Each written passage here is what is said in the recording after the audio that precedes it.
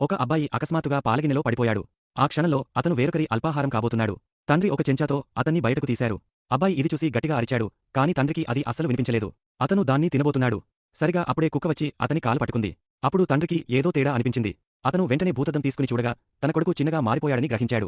నిజానికి ఆ తండ్రి ఒక శాస్త్రవేత్త వస్తువులను చిన్నగా మార్చగలిగే ఒక యంత్రాన్ని తయారు చేశాడు. అయితే అతని పరిశోధన పదే పదే విఫలమవుతూ ఉండేది. ఒకరోజు అతను తన పరిశోధన కోసం కొన్ని వస్తువులు తీసుకురావడానికి బయటికి వెళ్లాడు. సరిగా అప్పుడే పక్కింటి పిల్లవాడు ఆడుకుంటూ పొరపాటున ఒక బంతిని రీసెర్చ్ రూంలోకి కొట్టాడు. బంతి యంత్రంపై పడడంతో అది సక్రియం అప్పుడే కొంతమంది పిల్లలు బంతిని తీసుకోవడానికి లోపలికి వచ్చారు. పొరపాటున ఆన్ అయిన యంత్రం ద్వారా వారు చీమలంతా చిన్నగా మారిపోయారు. కుక్క వారిని చూసి మొరగడం ప్రారంభించింది. వారు దాన్ని అరిచినప్పటికీ అది నోవాకు కనిపించింది. అప్పుడే తండ్రి లోపలికి వచ్చాడు. పిల్లలు ఇది చూసి వెంటనే గట్టిగా అరవడం ప్రారంభించారు. కాని తండ్రికి వినిపించలేదు. తన ప్రాజెక్ట్ విఫలమైందని భావించిన తండ్రి కోపంతో తాను తయారు చేసిన యంత్రాన్ని పగలగొట్టడం ప్రారంభించాడు. కాని గట్టిగా కొట్టడం వల్ల యంత్రం విడిభాగాలు చుట్టూ చెల్లాచెదురుగా పడ్డాయి. చిన్నగా మారిన పిల్లలకు అది ఒక పెద్ద విపత్తుగా మారింది. వారు వేగంగా అక్కడి నుండి పారిపోయారు. కాని తండ్రి చెత్తతో పాటు వారిని కూడా చెత్తబుట్టలో వేసి బయటికి తీసుకువెళ్లి పారేశాడు. పిల్లలు త్వరగా పగిలిన గాజుతో చెత్త బ్యాగ్ను కత్తిరించారు. బయట దృశ్యాన్ని చూసి వారు పూర్తిగా ఆశ్చర్యపోయారు. ఎందుకంటే బయటి మైదానం వారికి ఒక భయంకరమైన అడవిలా కనిపించింది.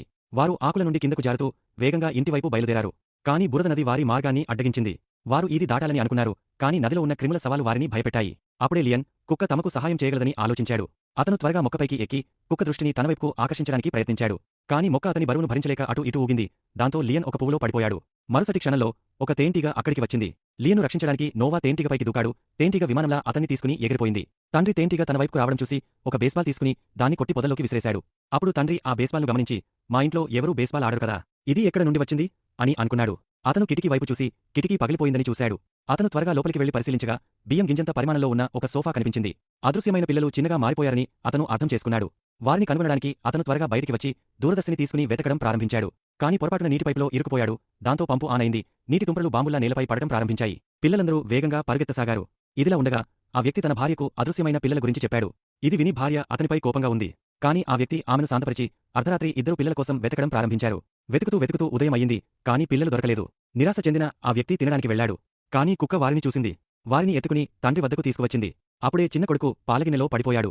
తండ్రి అతన్ని తినబోతున్నాడు. కుక్క తండ్రిని ఆపింది. తండ్రి భూతద్దంతో చూడగా అక్కడ చిన్నగా మారిపోయిన పిల్లలందరూ కనిపించారు. తండ్రి త్వరగా వారిని తీసుకువెళ్లి యంత్రం ముందు ఉంచి మళ్లీ యంత్రంతో వారిని పెద్దవారిగా మార్చాడు. ఇది చూసి అందరూ సంతోషించారు.